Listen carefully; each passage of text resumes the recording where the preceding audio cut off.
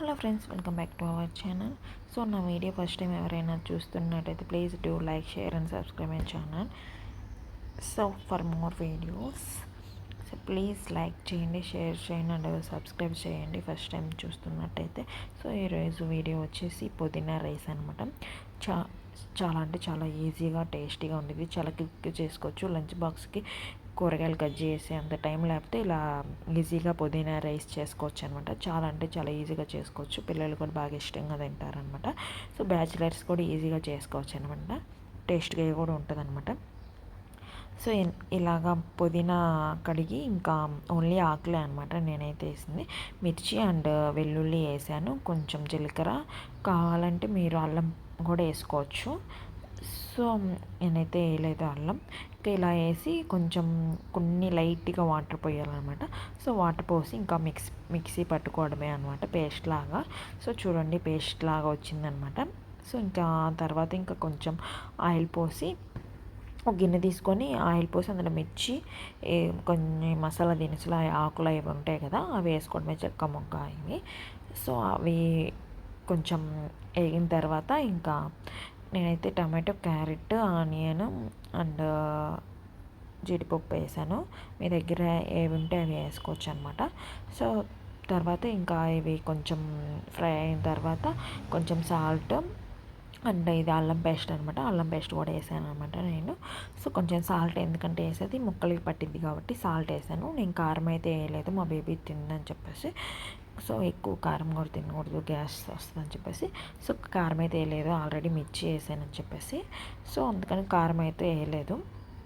So ఇలాగ fry అయిన తర్వాత మనం అల్లం పేస్ట్ పట్టుకున్నాం కదా, అల్లం పేస్ట్, పుదీనా పేస్ట్ పట్టుకున్నాం కదా. సో ఆ పుదీనా పేస్ట్ అయితే ఇంకా వేయడమే అందులో. సో అది అలా ఆయిల్ కొంచెం పైకి వస్తూ ఉండగా నేనైతే మిల్ మేకర్స్ వేసాను. మిల్ మేకర్స్ చాలా ప్రోటీన్ ఉంటుంది అనమాట. సో బాగుంటుంది, టేస్టీగా కూడా ఉంటాయి. సో మీరు మిల్ మేకర్స్ బదులు నీరు ముక్కలు అలాంటివి అయినా వేసుకోవచ్చు. చాలా అంటే చాలా టేస్టీగా ఉంటుంది అనమాట. సో ఇలా వేసుకుంటే, సో ఇలా కొంచెం ఆయిల్ పైకి వస్తూ ఉండగా సో ఇంకా నేనైతే బియ్యం కూడా వేసాను అనమాట. రైస్ కూడా వేసి నేనైతే మామూలు రైస్తోనే చేశాను. సో మీరైతే బాస్మతి రైస్తో చేసుకోవచ్చు, ఇంకా టేస్ట్గా ఉంటుంది బాస్మతి రైస్తో. నేను కొన్ని వాటర్ ఎక్కువ పోసాను, బేబీ ఉంది కాబట్టి తినడానికి కొంచెం మెత్తగా కావాలి కాబట్టి. సో వాటర్ పోసిన తర్వాత కొంచెం సాల్ట్, ఇందాక కొంచెం వేసాం కదా, ఇప్పుడు కొంచెం సాల్ట్ వేసుకోవాలి. కావాలంటే మీరు గరం మసాలా కూడా వేసుకోవచ్చు, నేనైతే వేయలేదు గరం మసాలా. తర్వాత ఇంకా కొత్తిమీర వేసి ఇంకా మూత పెట్టేశాను అనమాట. సో ఇదైతే ఈజీగా ఉంటుంది కుక్కర్లో చేసుకుంటే. నేనైతే నార్మల్గా చేశాను, కుక్కర్లో అయితే చేయలేదు. కుక్కర్లో అయితే 2-3 విజిల్స్ వస్తే కుక్ అయిపోతుంది అనమాట. సో ఇలాగ ఇంకా కుక్ అయిన తర్వాత నేనైతే నార్మల్గా చేశాను. ఇలా కుక్ అయిన తర్వాత ఇంకా చూడండి, పొగలు చాలా అంటే చాలా టేస్ట్గా ఉంది, సూపర్గా ఎమ్మీగా కూడా ఉందన్నమాట. చూడండి, మనం అలా గెంటితో తిప్పుతుంటేనే అసలుకి చూడండి తినాలనిపిస్తుంది కదా. సో అంత టేస్ట్గా ఉందన్నమాట. బ్యాచిలర్స్ కూడా ఈజీగా చేసుకోవచ్చు. పిల్లల లంచ్ బాక్స్లోకి ఎప్పుడైనా టైం లేకపోతే కూరగాయలు కట్ చేయను అవి. సో ఇలాగా ఈజీగా పుదీనా రైస్, టమాటా రైస్ ఇలాంటివి చేసుకోవచ్చు అనమాట. సో చాలా ఈజీగా ఉండిద్ది, టేస్టీగా ఉండిద్ది, క్విక్గా ఉండిద్ది. పిల్లలు కూడా బాగా ఇష్టంగా తింటారనమాట లంచ్ బాక్స్కి అయితే. సో నేనైతే ఇలా అయితే చేశానంట పుదీనా రైస్.